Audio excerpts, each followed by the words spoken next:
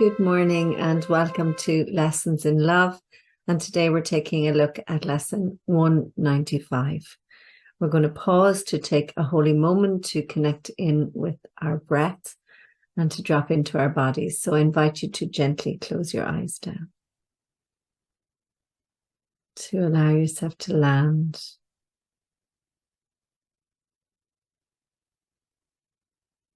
And to connect with your breath. First, noticing your own natural breath.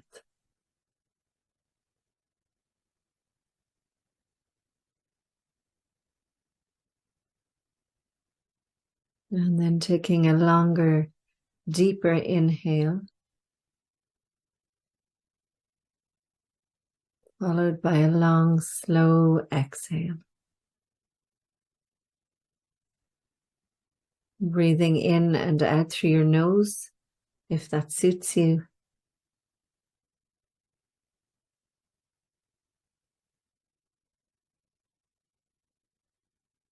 Feeling yourself soften and let go on each exhale.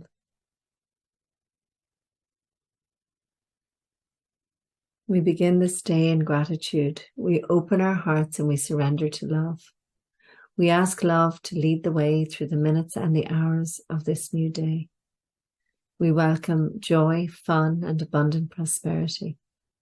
We recognize that all encounters are wholesome and that all experiences can be met with a peaceful heart that is anchored in the truth, that we are one, that we are love, and that we are free. And so we release these words and we let it be. So lesson 195 is love is the way I walk in gratitude. Gratitude is a lesson hard to learn for those who look upon the world amiss. The most that they can do is see themselves as better off than others, and then try to be content because another seems to suffer more than they. How pitiful and depreciating are such thoughts, for who has cause for thanks while others have less? And who would suffer less because he sees another suffer more? Your gratitude is due to the Holy Spirit alone, who made all cause of sorrow disappear throughout the world. So we're used to comparing ourselves to others and saying things like, oh, sure, I could be way worse off. And you can see in straight away in that there's a comparison. So this is an invitation to a whole new way of looking at gratitude and to not comparing yourself to another. It is insane to offer thanks because of suffering, and it is equally insane to fail in gratitude to one who offers you the certain means whereby all pain is healed and suffering replaced with laughter and with happiness. Nor could the even partly sane refuse to take the steps which it directs and follow in the way it sets before them to escape a prison that they thought contained no door to the deliverance they now perceive. The other is your enemy because you see in them the rival for your peace, a plunderer who takes their joy from you and leaves you nothing except a black despair so bitter and relentless that there is no hope remaining.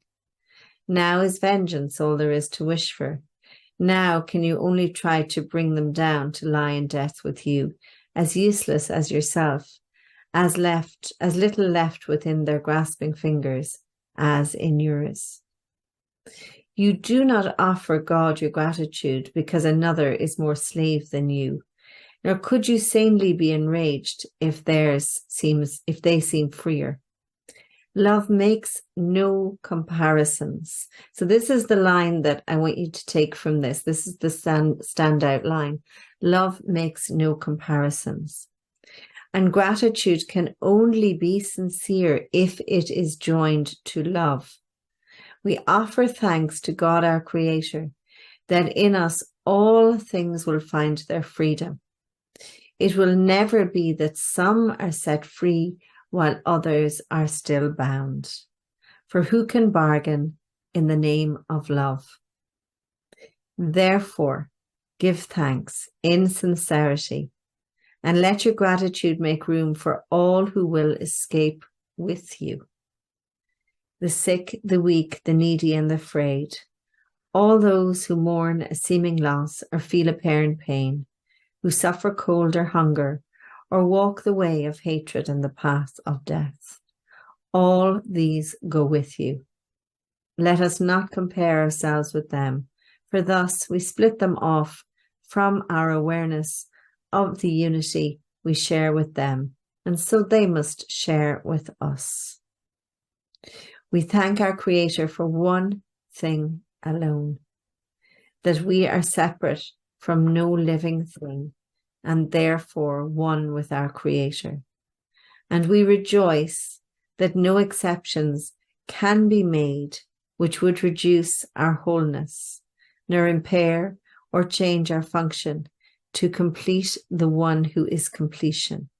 We give thanks for every living thing, for otherwise we offer thanks for nothing, and we fail to recognize the gifts of God to us.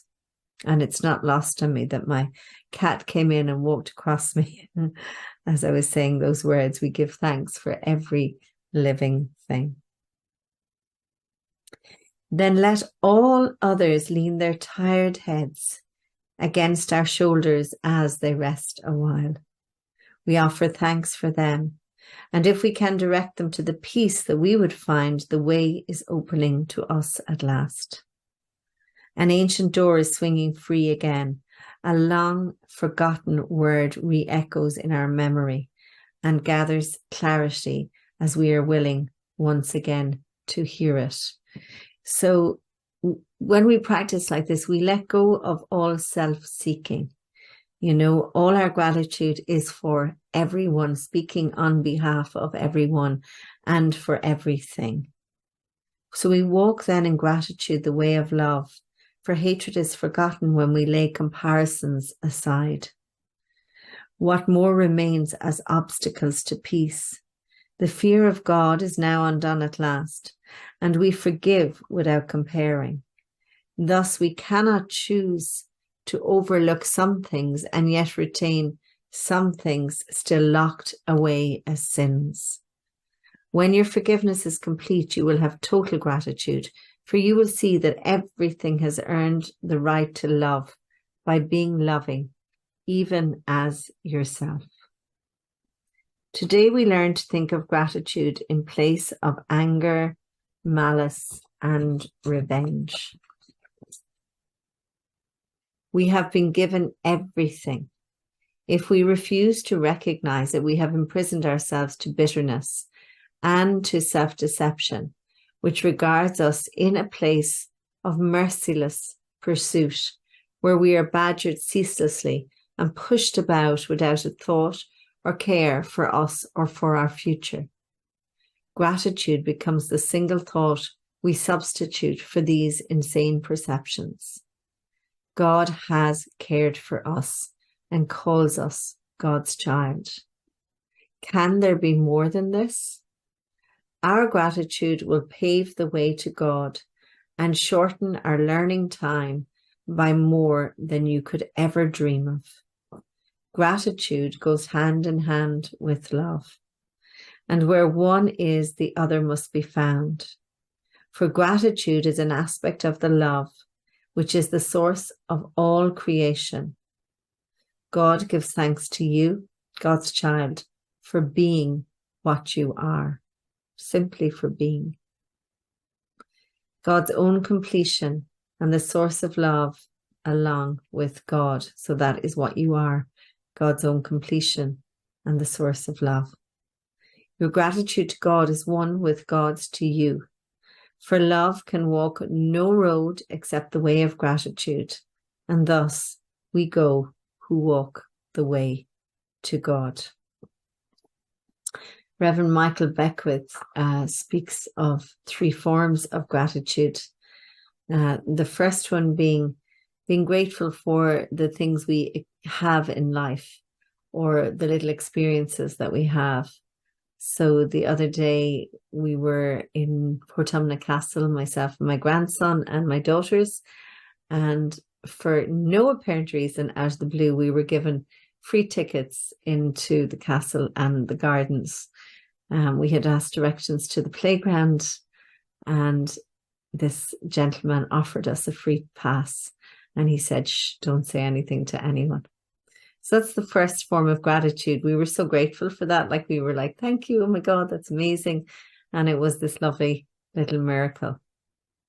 The second form of gratitude comes for, the bigger experiences, I guess, and our path in life, and for all that is brought to us. And we move in this place and way of gratitude each and every day, just saying thank you for all that is unfolding in my life.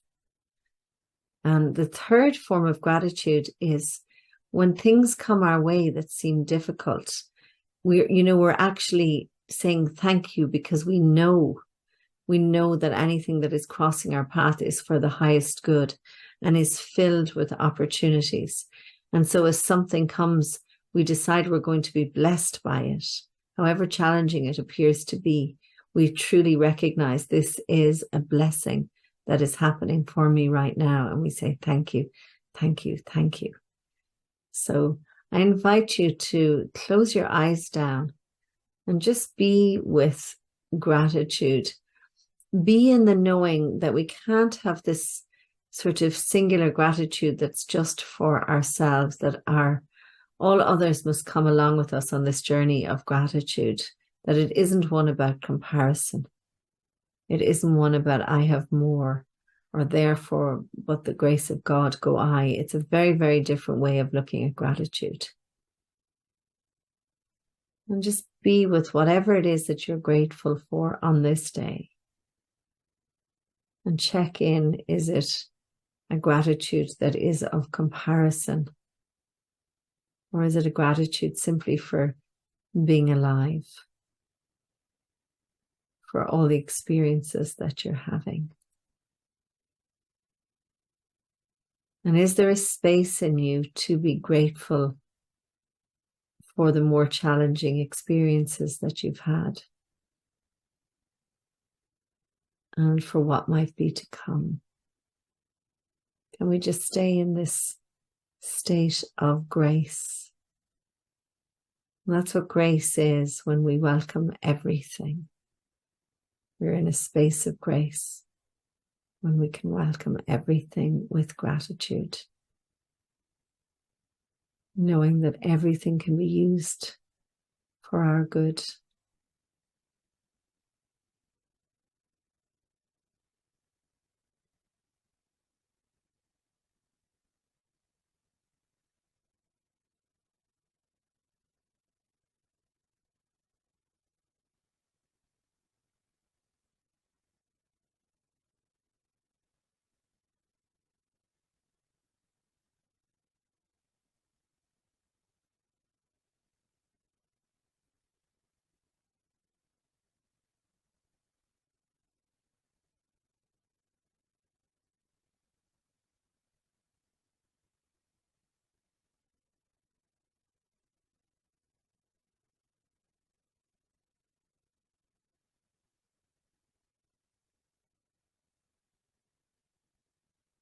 Every morning in our prayer, we say we begin this day in gratitude.